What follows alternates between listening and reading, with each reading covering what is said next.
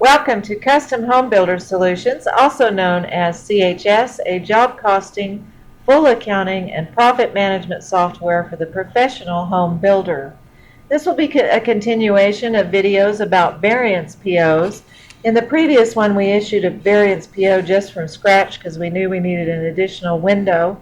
In this one, I'm going to demonstrate that that when posting the bill, it's realized that the framer has charged a little more than what you're originally budgeting for, and an early PO that you issued, perhaps they didn't have a good discussion with their framer about how they'd gone up per frame square feet, and they didn't get a bid. They just were used to using the framer, and they created this PO in CHS, and the framer didn't correct them, but now you've had a little discussion, and it is going to be a little more.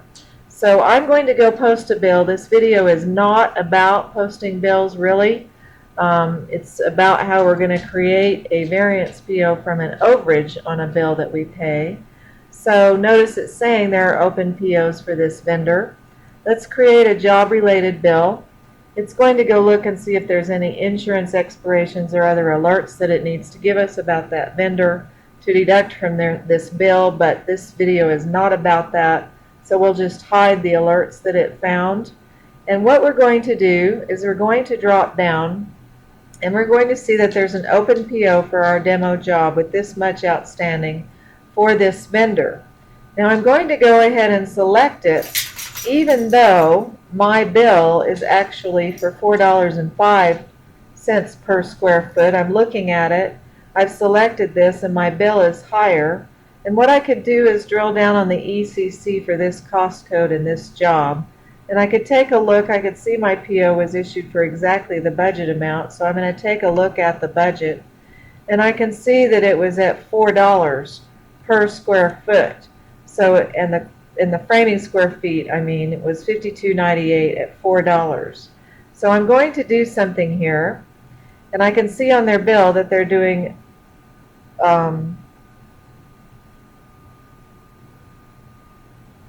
at $4.05, I'm sorry. So let's use the quantity that is our framing square feet, and let's do the $4, which is still our $21,192. And let's leave it like that. And let's copy this line with this little copy icon here. And this is overage of 5 cents. Additional 5 cents per square foot or something. And what we're going to do is not attach a PO to this. We're going to select none. Need to remove the PO from this. Set PO to none, sorry. And what we're going to do is put that little 5 cents here. Oops, I should have typed 05. Just to do it that way so we can have it clear. And if we look at our bill, this is the amount of the bill that they're giving us. This is going to be over, and we already know it because we did a little bit of drilling down and we paid attention to the amount of our PO. And we're going to go ahead and submit this because we know that this is going to be available for somebody to approve and see that overage. So I'm going to submit it, and it's going to pause, and it's going to tell me that if I post both of these, we're going to be over POs and over budget. We already know that. If we didn't know it, we might pause, and then we might go do some drilling down to see why and deciding if we need to go discuss this with somebody. But let's go ahead and submit this. I always say, go ahead and submit the bills and then let them be out there for approval on CHS by the project manager or by the owner of the company. And you can give them some information about the bill for when they're doing their approvals that you already know as the bookkeeper. So it says here, can use to attach uploaded docs and to write notes. It's been posted. But I'm going to go ahead and write a little note on this one, and I'm going to say Acosta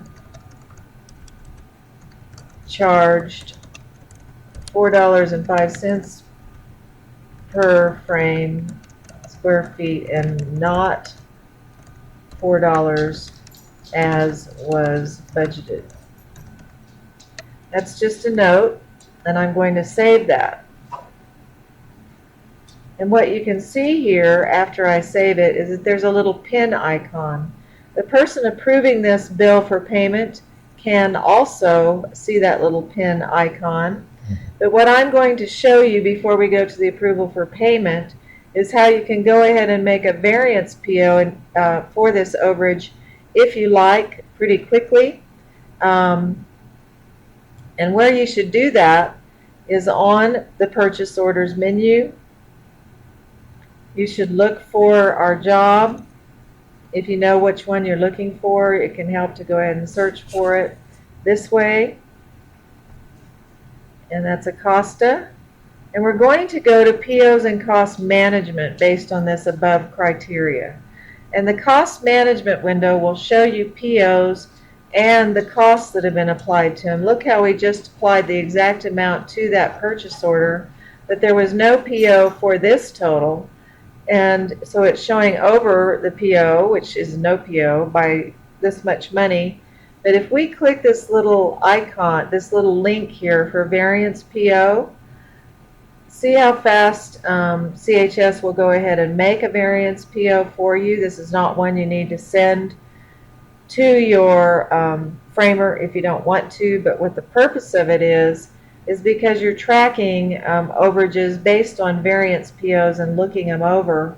And again, you could say charged 4.05 per frame square feet and not $4 as was budgeted.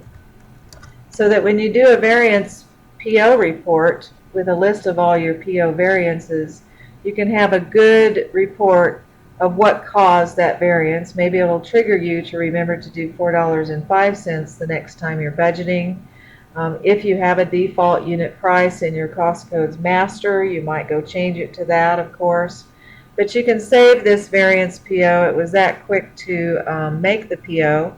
And if I close it, it's telling me I'm going to need to refresh this PO's management window. And what you'll see is that we have a PO here with no costs, and we have posted costs here. But if I drill down now on the posted costs, and I edit it, I edit that bill that I entered, I can go ahead and give it a PO number because I just created one for that. So let's attach it to that variance PO that we created. It's already saved. When you come back to this window, it will be empty because what we drilled down on was PO for number none.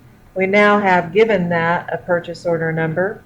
So if we refresh this PO's management window, you can see that we have the PO total and the posted costs, and we can go ahead and mark this PO as done if we like. The other one was automatically marked as done because it was the same amount as the PO when we posted the bill.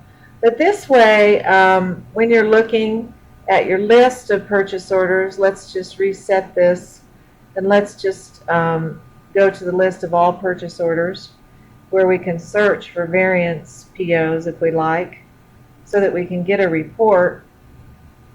As we saw earlier, we're going to search for just variance POs for our demo job. We're going to submit our search. Our first video, we created this variance PO, and in this video, we've created this variance PO. You can see we've searched for just variance types. And you can, of course, do this report that we saw before that is by job and then by variance type.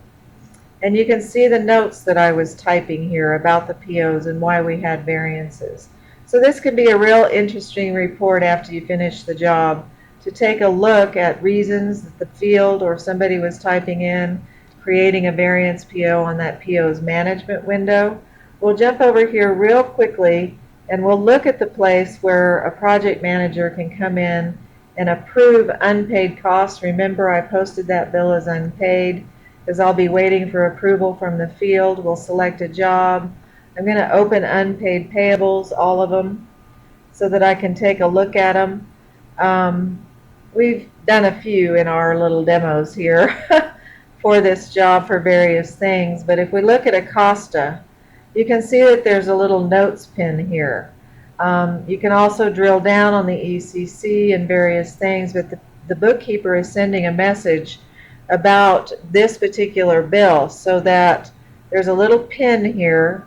So if it's clicked on, you can see what the bookkeeper has typed, and you can add your own approval notes to it or not, and then you can decide whether to check mark this to approve. I'm sorry, this one to approve, as the field manager is usually doing the OK one, and the big boss might come along and do this. But if the field manager says, you know, I'm now somebody, I'm George Brown,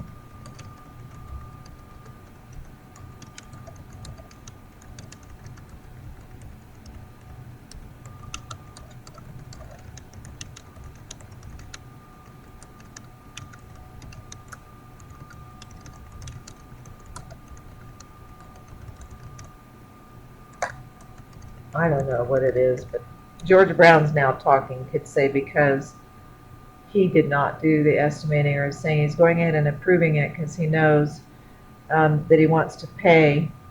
So he could check mark both of those, that he approved it. And all that does is check mark them to approve, and then the person that is going to print the checks can search for everything that's been approved. Or he could not approve it, and he could type on the notes, say, I'm not approving this, we're only going to pay him $4, go delete all of this, or something like that. But you can see how the message gets around to everybody, but also how you can quickly create a variance PO from a cost overage. Thank you for watching this. Our next PO will be about doing a variance PO that we're also attaching a back charge to somebody else for some damage done by the trade. Thank you again.